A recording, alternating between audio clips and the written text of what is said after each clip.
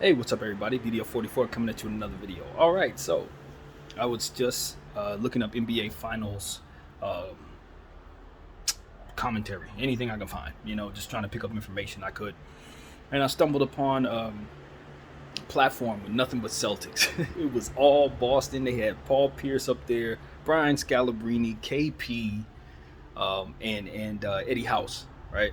So this is the '08 team that beat us. I'm like, all right, I'm just watching them. You know what I mean? They're doing great commentary. I'm a fan of all those guys, so it didn't bother me. But it's just the point. I'm a Laker fan, so my Laker fandom runs very deep, and have some very bad memories going up against those guys. So I'm just paying attention to what they're saying and all that.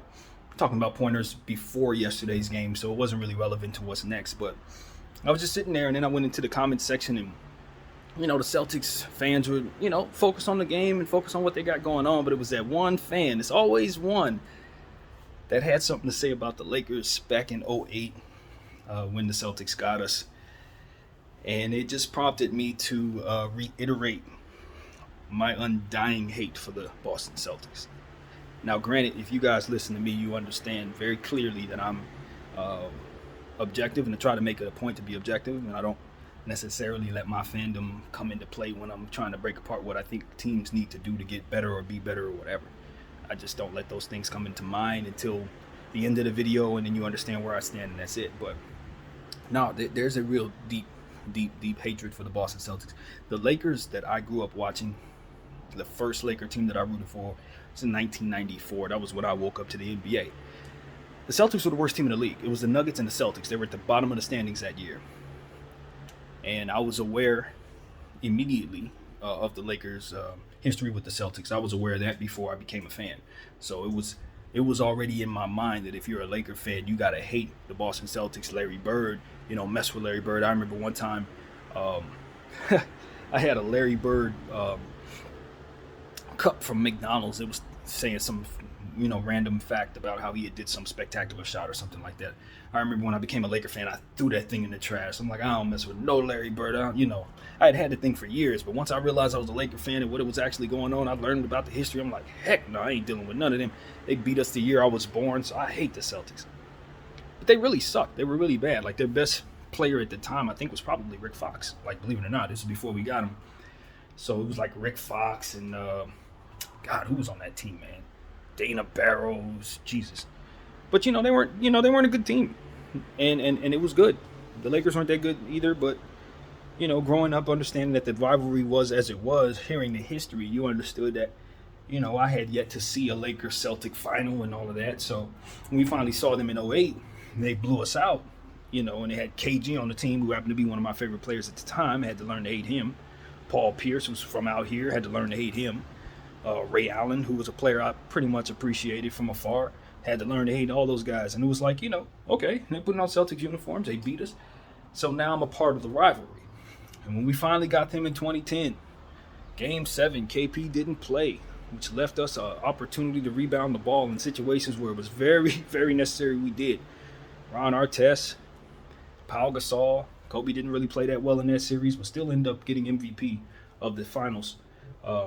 Which I didn't have a problem with because he had some great games in that finals, but just those last two games weren't him carrying the way. It was more so Ron Artest, believe it or not, in Game 6 and Game 7.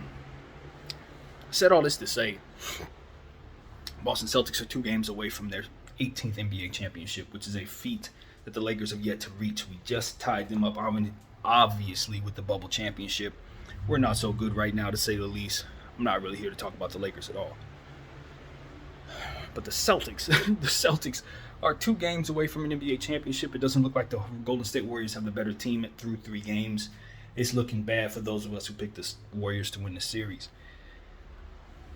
You got to tip your hat. The Boston Celtics have put together a very good team. It took them a long time to kind of take all those picks that Danny Ainge was hoarding and turn it into something they believed in, but they stuck to those 2 players that they got, and they got a really good chance of winning a championship with a very, very, very spectacular defense. So it's not that you hate the guys who are wearing the uniform right now, but you just hate the uniform itself and want any and everything that is attached to that uniform to lose continuously forevermore.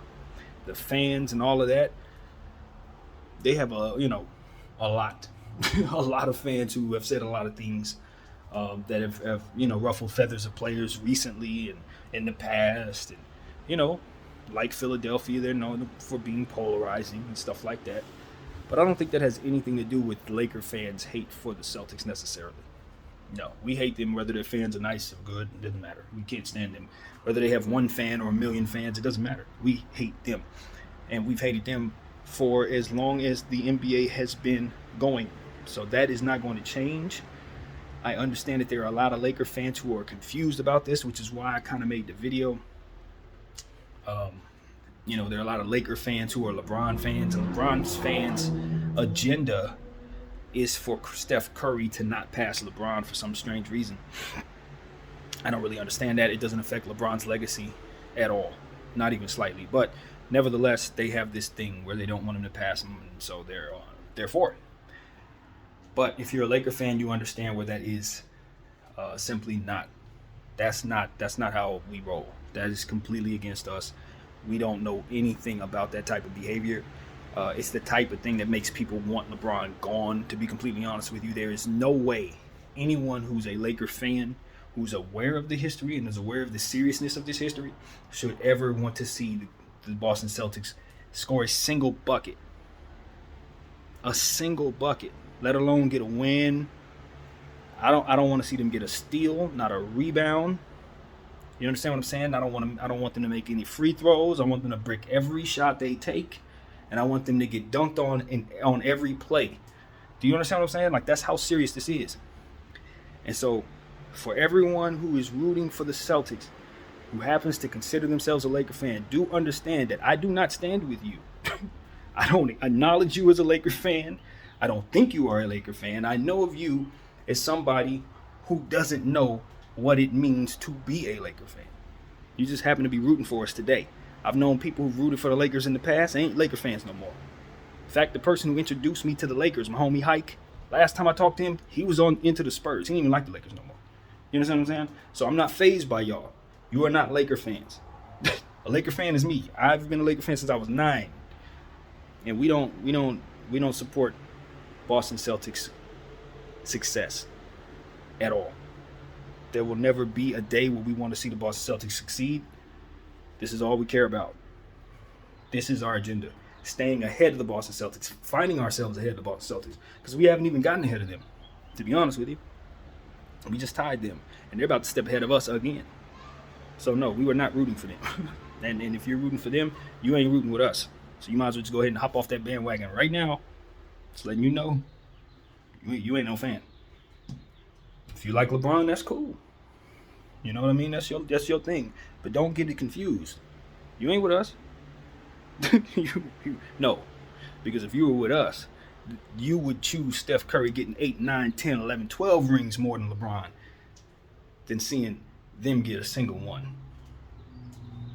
Understand this. I would rather Golden State win the next 33 championships. 33 of them.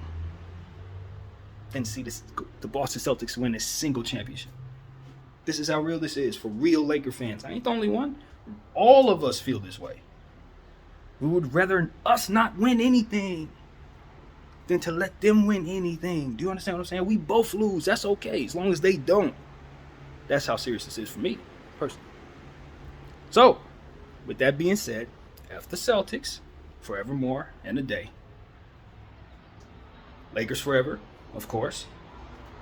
And that's all I have to say. My name is BDL44. Thank y'all for watching.